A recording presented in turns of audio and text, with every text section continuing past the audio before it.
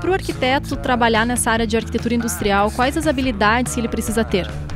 Bem, a primeira coisa assim, parques industriais, parques logísticos, eles são equipamentos de impacto na zona urbana, né?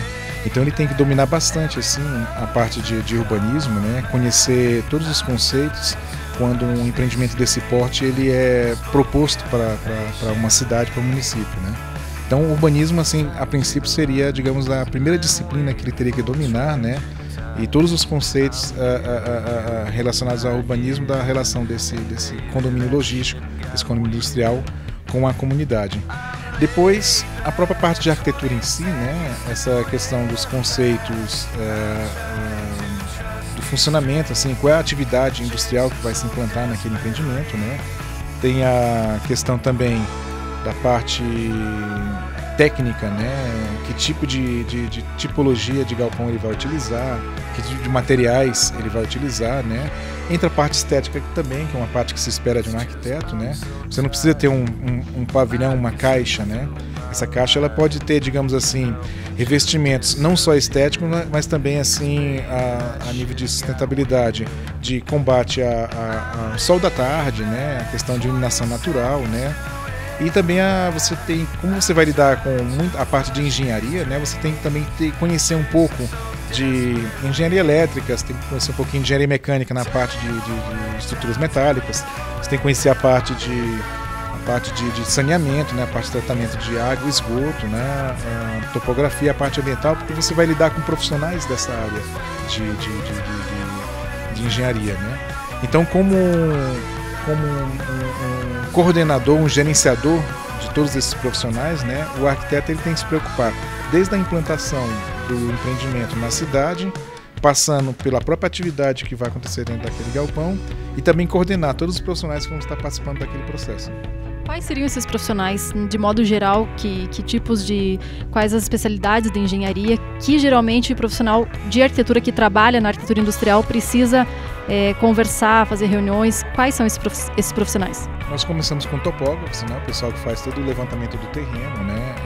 E em cima do levantamento topográfico você vai, no caso, fazer a implantação arquitetônica, né?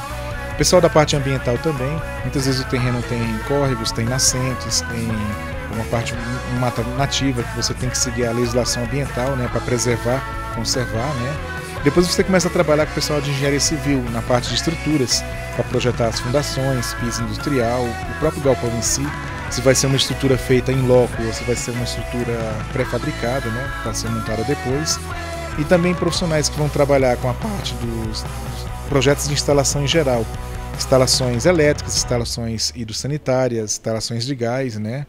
E, digamos assim, de forma complementar, você trabalha com o pessoal de arquitetura para a parte de interiores, né? Porque normalmente esse tipo de empreendimento você tem salas de escritório, você tem recepção, sala de reunião, sala de diretoria, né? Que você precisa ambientar, né? Criar uma arquitetura específica para esses ambientes.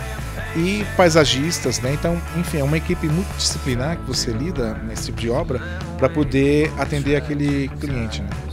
E assim, se tratando das dificuldades, qual seria a maior dificuldade em se trabalhar nesse ramo, nessa área? Seria a parte ambiental ou qual outra? A primeira parte é a parte ambiental, né? Porque normalmente esses empreendimentos eles precisam de grandes áreas e essas grandes áreas elas geralmente estão, digamos, na zona rural das cidades ou uma zona de transição aos centros urbanos, né?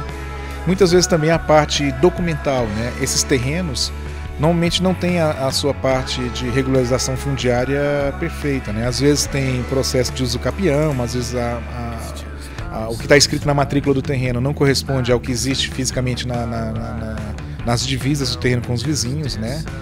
Então isso é um problema que muitas vezes atrasa o empreendimento, a parte de regularização fundiária, né? A parte econômica também, né? são empreendimentos que custam milhões. Então, normalmente, o cliente ele precisa de um financiamento bancário, né, um financiamento federal, enfim. Ele precisa de recursos para poder construir essa obra, né? E a parte econômica ela pesa bastante também. E às vezes esses agentes financiadores eles querem o retorno do investimento o quanto antes. Aí entra na questão da tecnologia de construção. Você precisa construir o mais rápido possível para colocar aquela atividade para funcionar o mais rápido possível, para que isso comece a fazer o retorno daquele investimento feito na obra, né? Então são alguns aspectos que não são diretamente ligados à arquitetura, mas que afetam assim, a viabilidade ou não do empreendimento. Tá certo, então. Obrigada, Antônio.